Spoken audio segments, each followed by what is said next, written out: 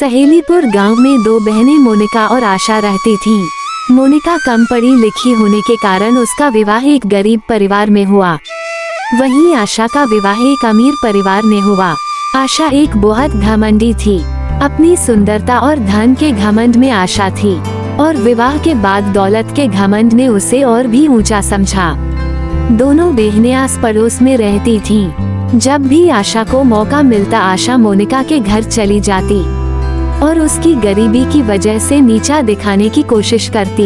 अरे मोनिका, अभी हाल ही में मेरे पति ने मुझे एक शानदार हार गिफ्ट किया है और तुम्हारे खेत के पास वाला खेत भी हम खरीद रहे हैं। आशा गर्व से कहती। आशा, मुझे बहुत खुशी है कि तुम्हारी स्थिति सुधर गई है।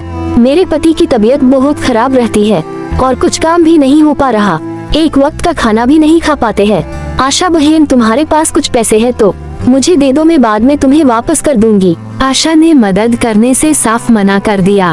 मोनिका सोच में पड़ गई कि इस जमाने में उनका गुजारा कैसे होगा। उसने तय किया कि कल वो अपने भाई से मदद मांगने जाएगी। मोनिका अपने भाई के घर पैसे मांगने जाती है, लेकिन उसके भाई ने भी मदद करने से मना कर दिया। लौटते समय उसे एक बूढ़ा आदमी मिलता है जो एक घड़ा लेकर आ रहा था।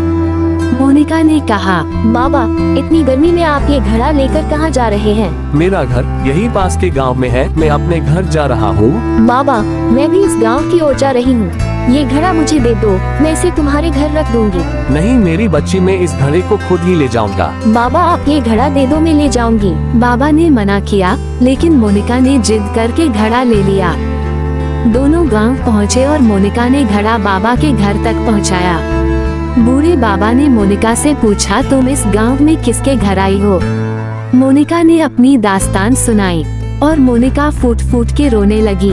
मत रो मेरी बच्ची, सब ठीक हो जाएगा। फिर मोनिका को बाबा अपने घर ले जाते हैं। फिर मोनिका को बाबा बुलाते हैं। मोनिका मेरी बच्ची, यहाँ आओ। इन तीनों घड़ों में से एक घड़ा तुम ले लो। ये कर्मों का घड़ा है, तुम्हारे कर्म जैसे होंगे फल वैसा ही मिलेगा।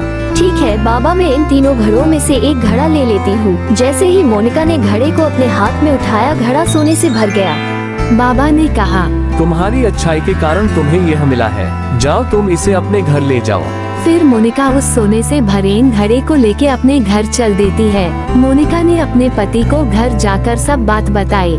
दोनों ने खुशी से सोचा कि यह पैसों से हम एक जमीन खरीदेंगे और उसमें खेती करेंगे। फिर उन्होंने गांव में खेती के लिए एक जमीन खरीदी और एक सुंदर घर बनाया जो आशा से भी अच्छा था। जब आशा ने ये सुना तो आशा को बहुत जलन हुई।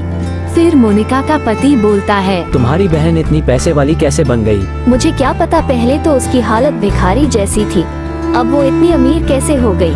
हम कल सुबह ही उनके घर चलेंगे। वे दोनों मोनिका के घर की ओर निकलते हैं। उन दोनों को चलते चलते प्यास लग जाती है। उन्हें सामने एक बूढ़े बाबा दिखाई देते हैं जो कि पेड़ के पास पानी का मटका लिए बैठे थे। आशा उस बूढ़े बाबा को कहती है, बाबा, पानी मिल सकता है? हाँ बेटी, आ जाओ, पिलो पानी जितना पीना है। लेकिन तुम लोग जा कहाँ रही हो? मोनिका उनसे पूछती है कि एक मटका तो पानी वाला है और ये तीनों मटके किस लिए है? फिर बाबा उन्हें बताते हैं, ये तीनों मटके ये कर्मों के हैं, जो भी इसे उठता है जैसे उसके कर्म होते हैं वैसे उसे फल मिलता है। फिर बाबा आशा को कहते कि तुम भी एक मटका उठा लो, देखते हैं कि तुम्हारे कर्म कैसे है। जैसे ही आशा मटका उठाती है कि में एक जहरीला सांप निकलता है और आशा को और उसके पति को काट लेता है। फिर वो दोनों वहीं मार जाते हैं। इस कहानी हमने सीखा, जैसी करनी वैसी भरनी।